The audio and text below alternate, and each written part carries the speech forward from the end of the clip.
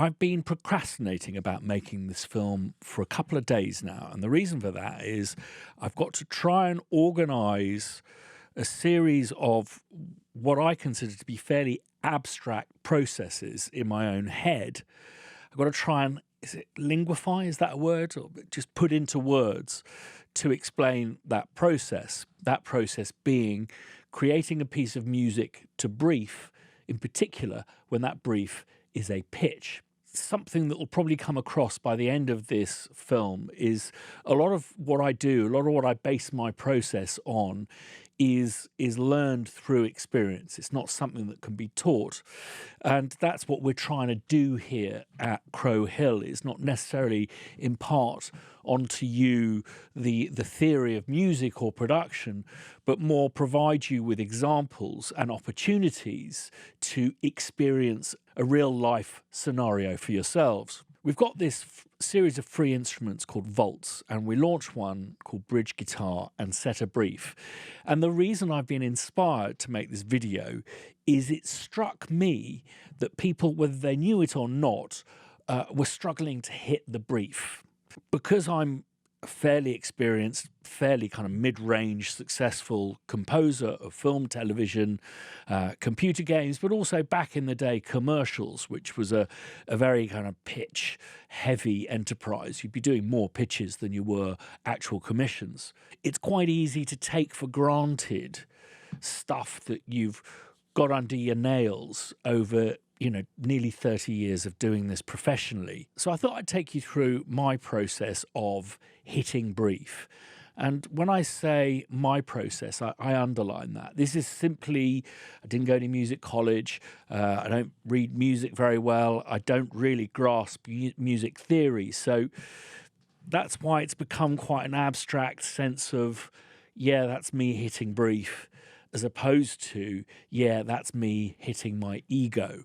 And that's, I think, is something that's quite difficult to do when making music, particularly applied music, i.e.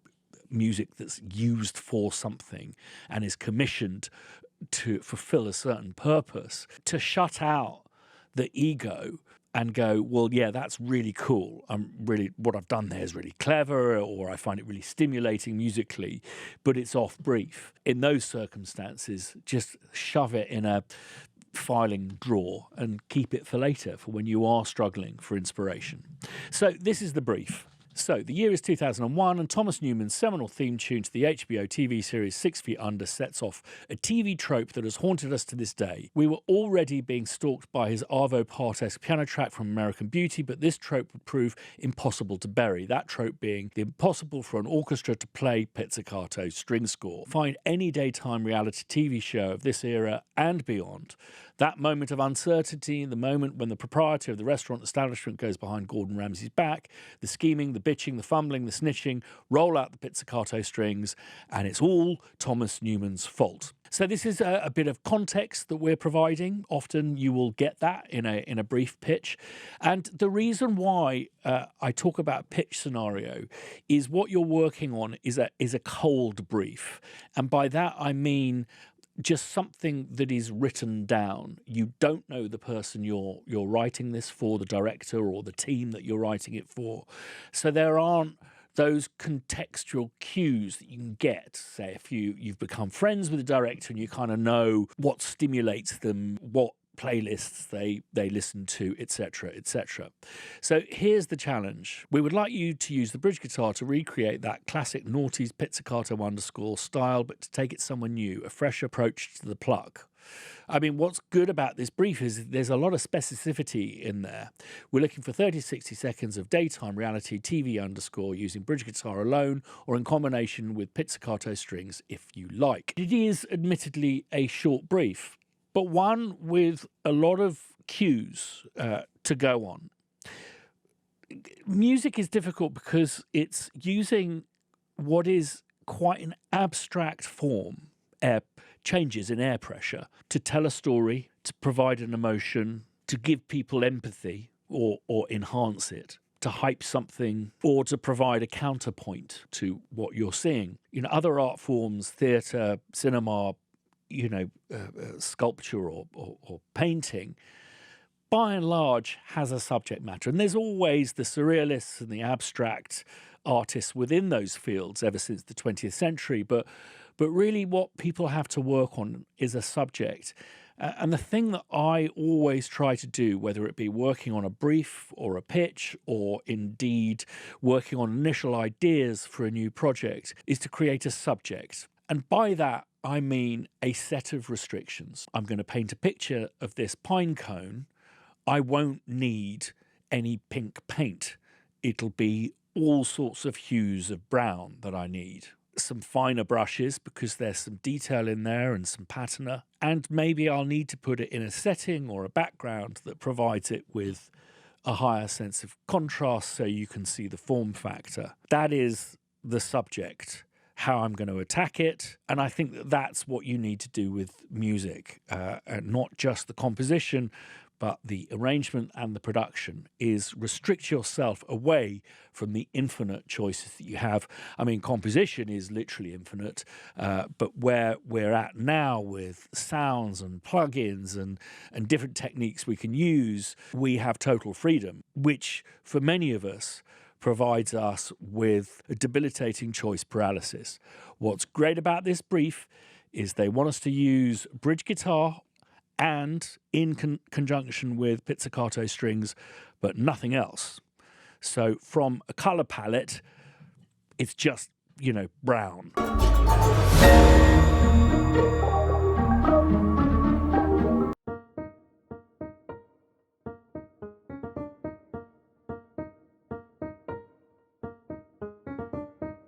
The thing that I get from this is the ambiguity over whether it's a major or minor key. I mean, we'd agree that E flat is the root, but at never any point are we doing an F sharp or a G. So we're not stating the major or the minor.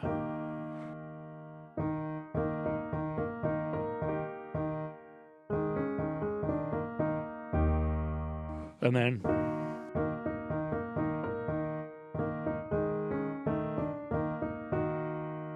it's quite clever, isn't it? The minute you throw a major or a minor in there, the ambiguity disappears and it becomes more focused in its direction. I would really err away from, okay, so we've just had a quick listen to 6 Feet Under, but I wouldn't dare quote that. But the fact of the matter is they've said the name Thomas Newman, so we know that there's a degree of affection there.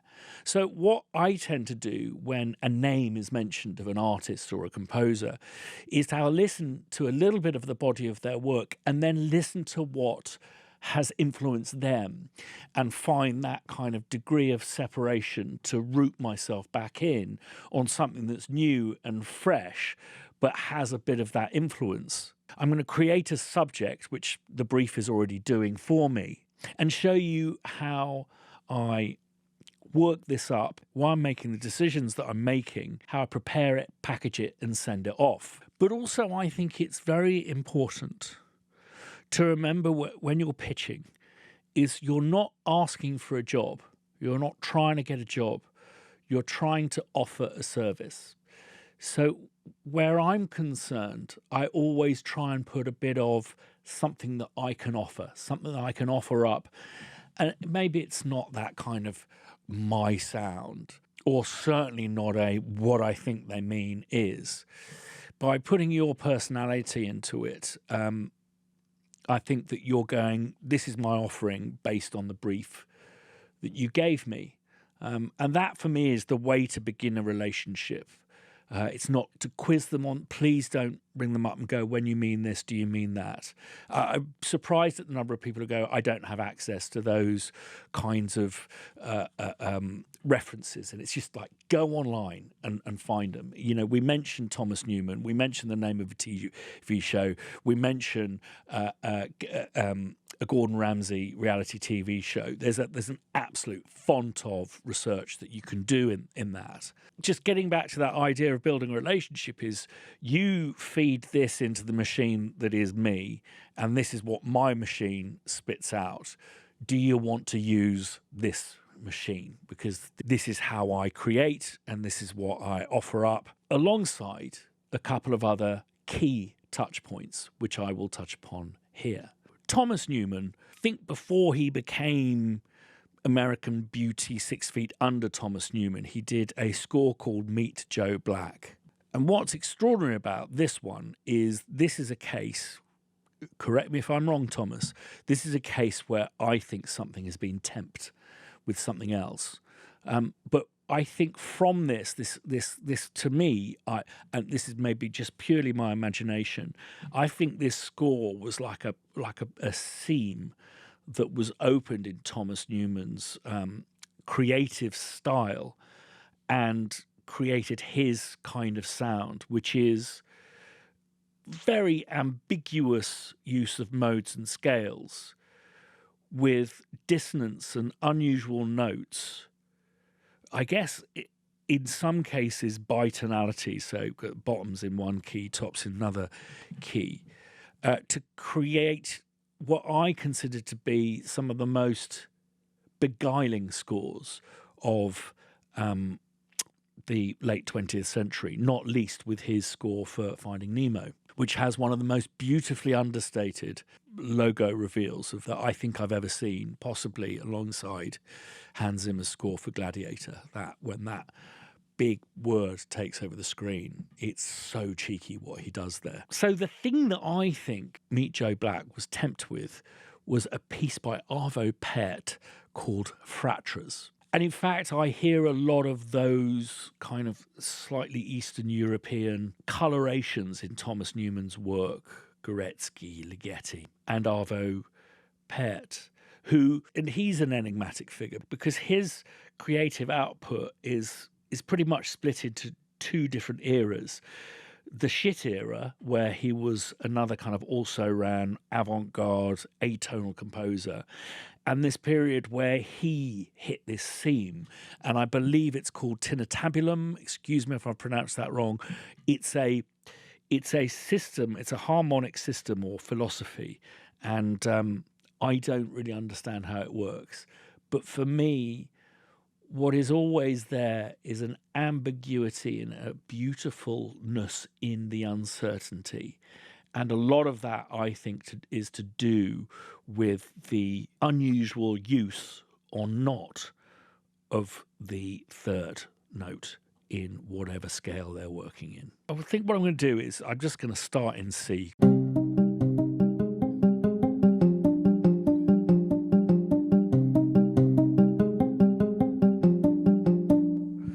Right. So for me, that has an emotional content to me, which is not a happy one, is not a cheeky one, it's reflective. Let me switch that into C major.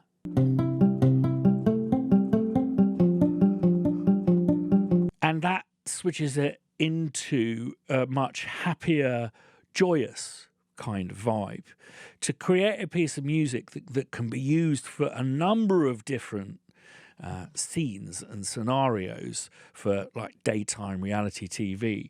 I think you have to be more ambiguous, but also if I'm offering up a bit of me, this has got to sit correctly on the Oakley Primula scale. The Oakley Primula scale is my own taste scale, certainly where harmonic language is concerned. Now, I don't like the use of the word cheesy or cheese when something's too cheesy. Some of the best food in the world is cheese, and it's incredibly complex and there's a huge amount of time that goes into it. But there is a really shit cheese that is just like, if you use that, you're just fucking lazy, and that is Primula. It's basically cheese that comes in a toothpaste tube. And to add insult to injury, if what I'm doing is super Primula, it's the worst form of Primula, which is not only are we going to put some cheese in a toothpaste tube, we're going to put some fish in there too. Salmon Primula. It's an absolute abomination. So that's the...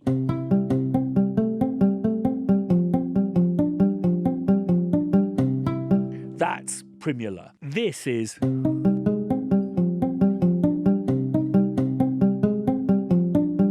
You you know those dudes who wear Oakley sunglasses when they're not doing something that's physical or sporty, and it's their intention to look cool, which is inherently the least cool thing. And so often I hear people doing scores which are so kind of on the nose, minor, usually Dorian scale, that it just feels for me a little bit like someone sitting on a quayside in the Mediterranean with a pair of Oakley sunglasses on. Do you know what I mean? It's a bit like, hey, and it's like, oh no.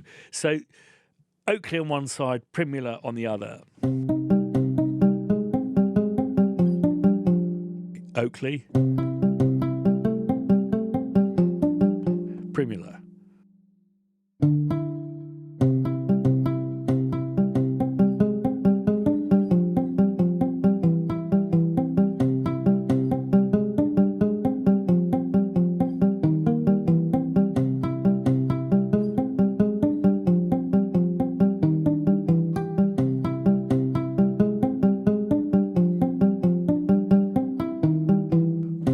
Nearly.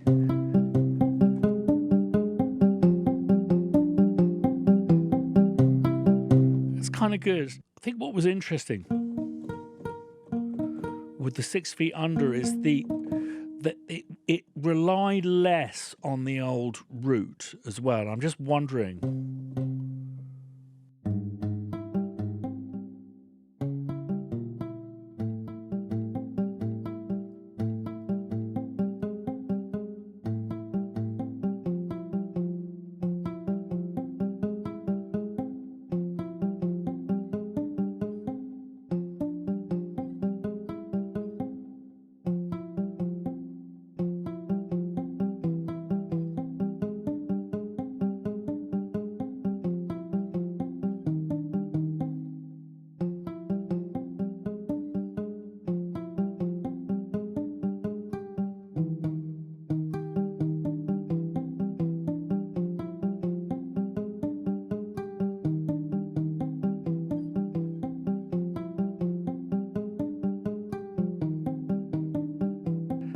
Don't forget it.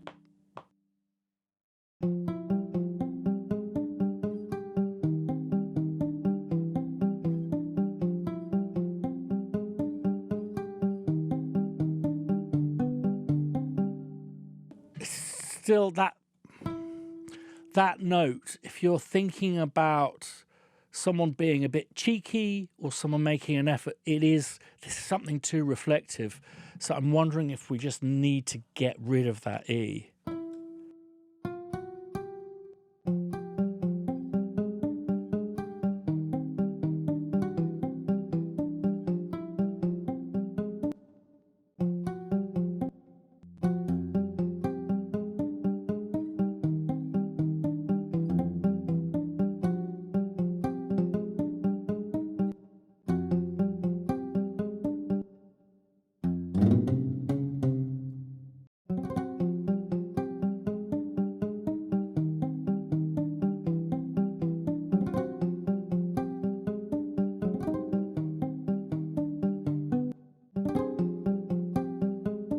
Nice.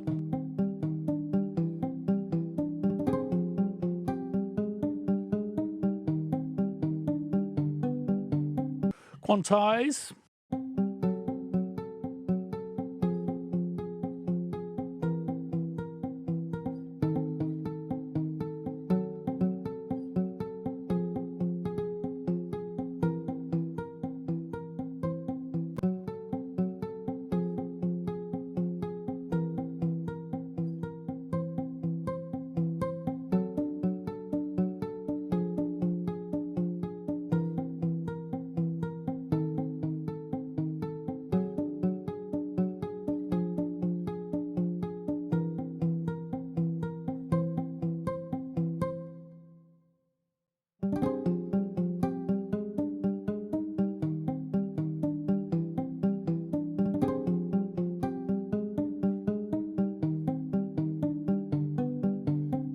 There's something slightly sorrowful about it, but I kind of like it. probably my ego a bit. Thinking if it was someone being stupid, make you feel sorry for them a bit, could be quite funny. Let's see if I could just keep running with it when I produce it. So this is almost a minute long, so I don't need a third subject. I'm just going to run with this. I may restructure it slightly. I think the first thing I'm just going to try is just a bit of the modulation that comes with this. Just give us a bit more interest. Some echo.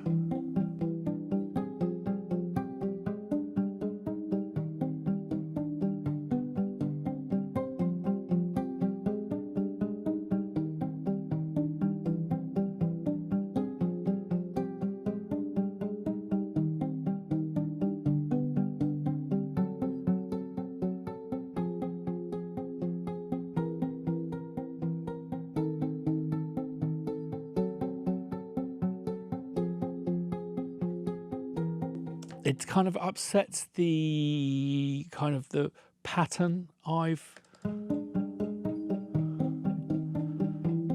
Okay, something I'm just going to try is I'm going to just try a simple modulation thing. So there's a modulation thing of if you're kind of in the minor key, is going to the major. So 1, 2, 3, 4 steps up.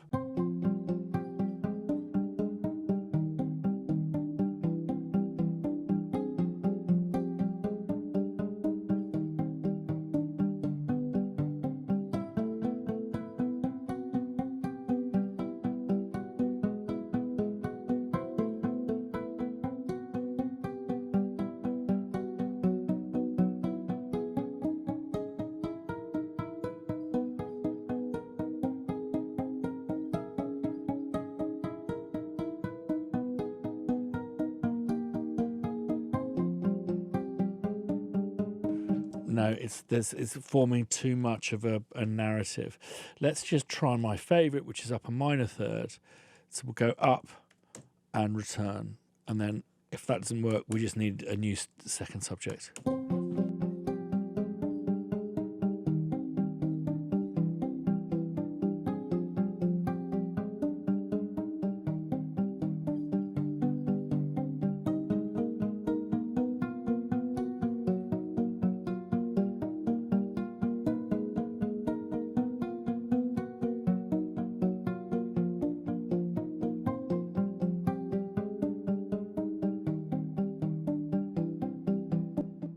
So they said up to a minute, so that's 50 seconds. So that's fine. That's on brief.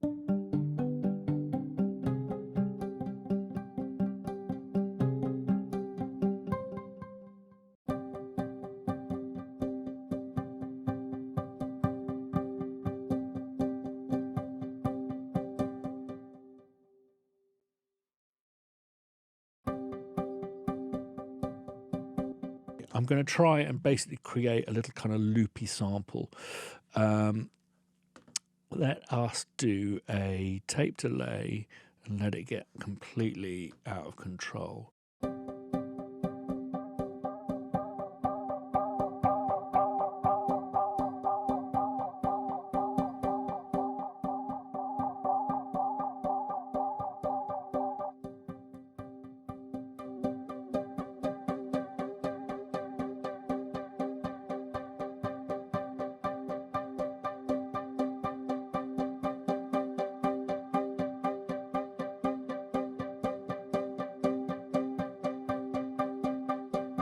Okay, let's record that. I'm just going to take it all the way to here, bounce it offline so we don't have to listen to it, and then I'll just skip through and just see if I can find an interesting bit.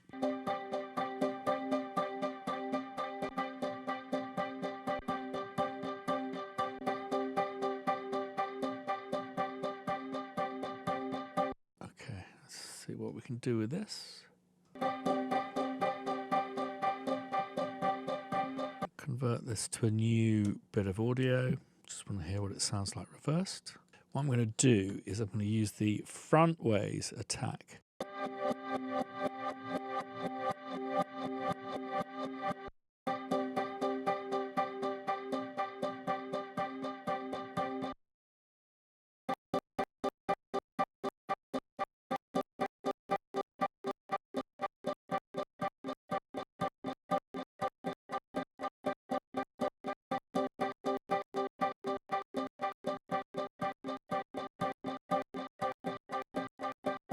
Bit of decay.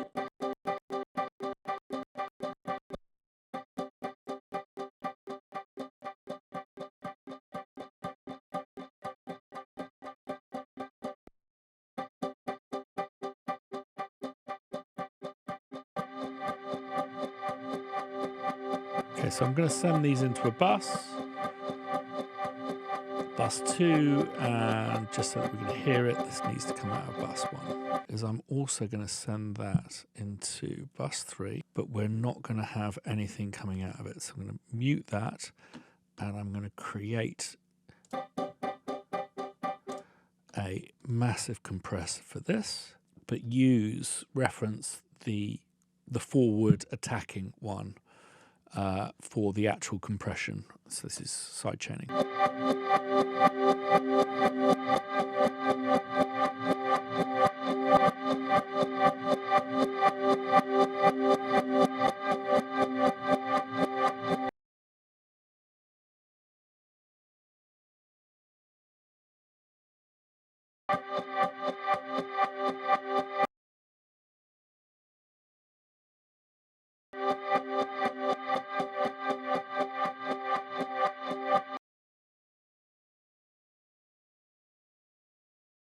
Okay, let's bring that all together, see if it sounds not too science fiction.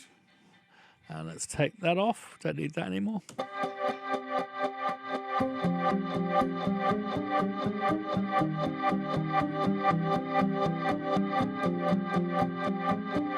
Okay, so that's all great. So what I'm going to do is just bounce out all of this muck as audio.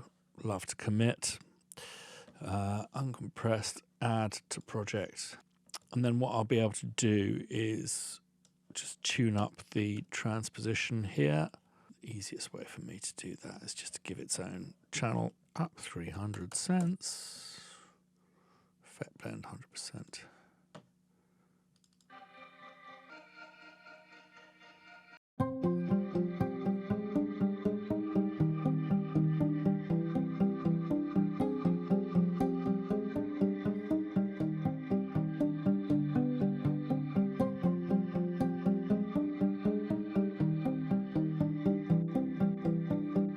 Okay, bit of tremolo, just tighten it up a bit.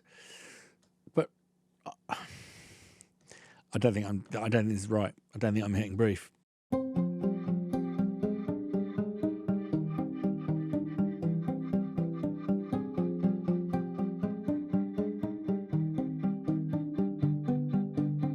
Okay, now I was just thinking, just for the sake of this video, I'll kooky it up with some low pizzicatos. But the thing is, we're not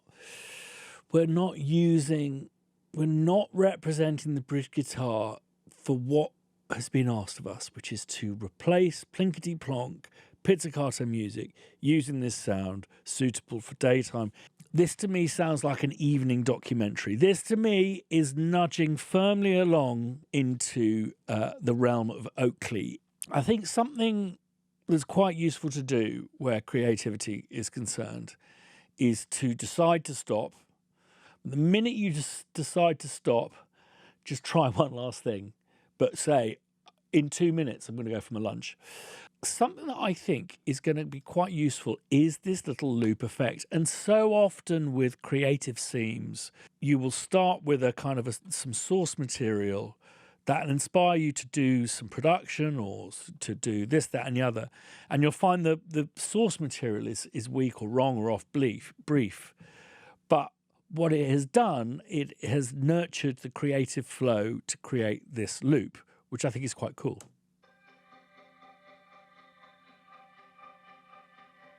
And I think I can go a little bit, I can take the bridge guitar just a little bit more primula, but because I've got this looping kind of granular thing, I'm just going to take out the transposition.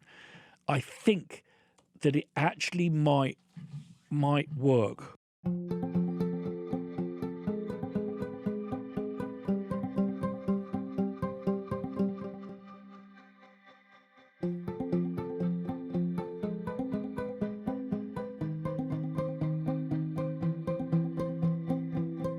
See, I've actually been called for lunch, and you suddenly go into the moment, and you're not thinking about the gas bill anymore and how it comes. See, I think that's better.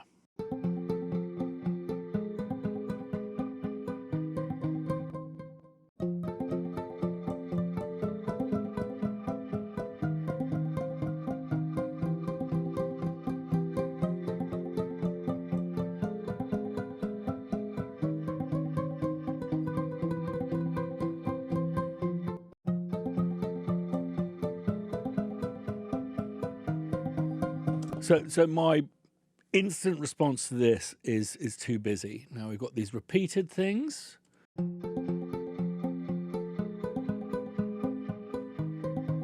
Now I could theoretically dum dum dum dum dum dum, like pare that down, but I think we're polishing a sow's ear to mix metaphors. What I need to do is just go back to the initial, that mention of 6 feet under. What made that good? And it wasn't like a guitar riff that was continuous motoring at 16ths or 8ths. There was space to it. Okay, just remembering major versus minor ambiguity.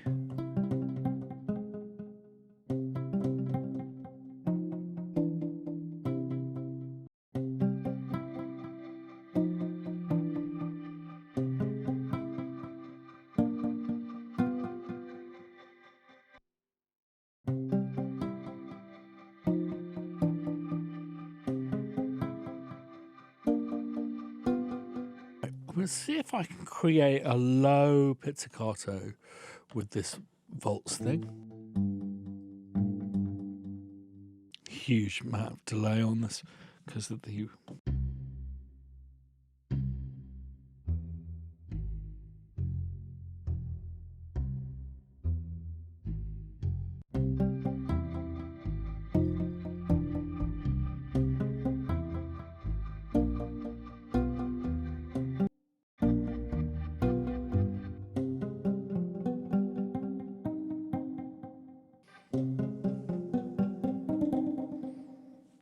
Nice little button there at the end. Transpose that down, duplicate, and down again.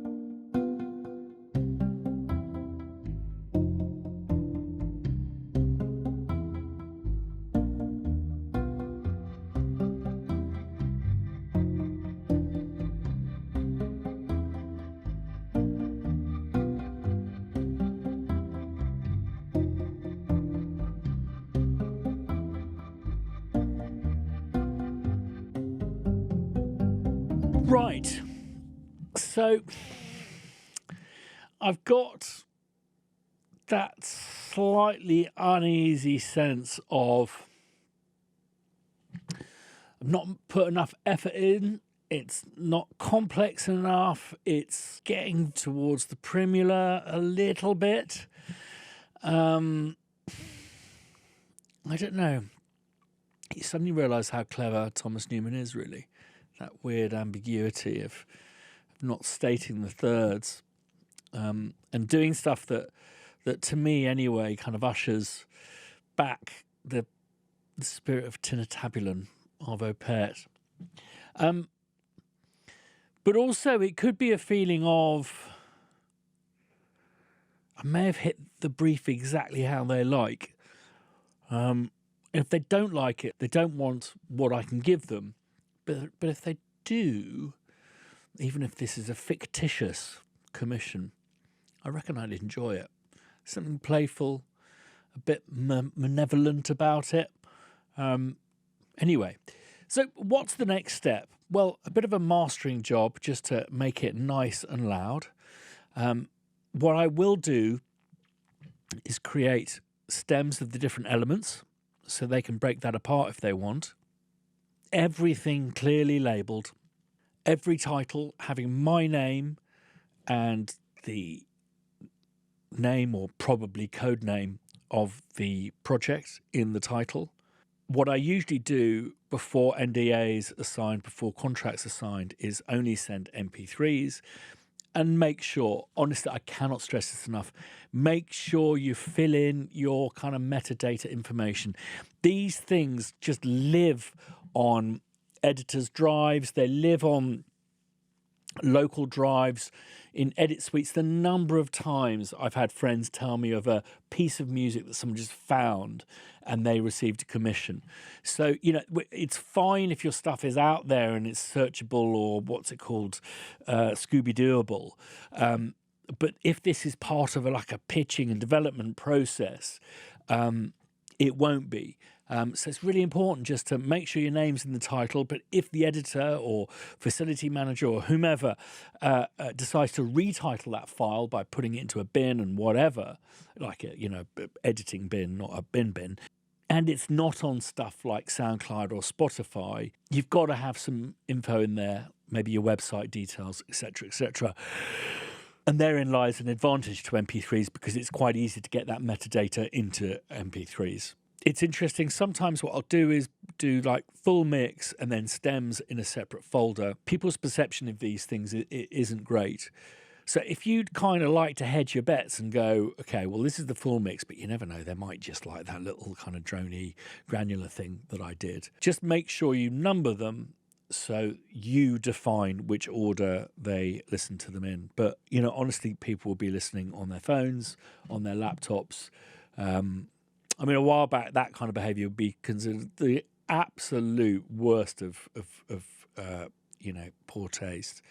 But now it's just a fact of life. So check it back on your laptop speakers. Check it back on your phone because they'll probably be listening to it on that. But that's as far as I'm going to take it today. Do I feel confident in it? I didn't know. Felt too easy. How long? 2 hours.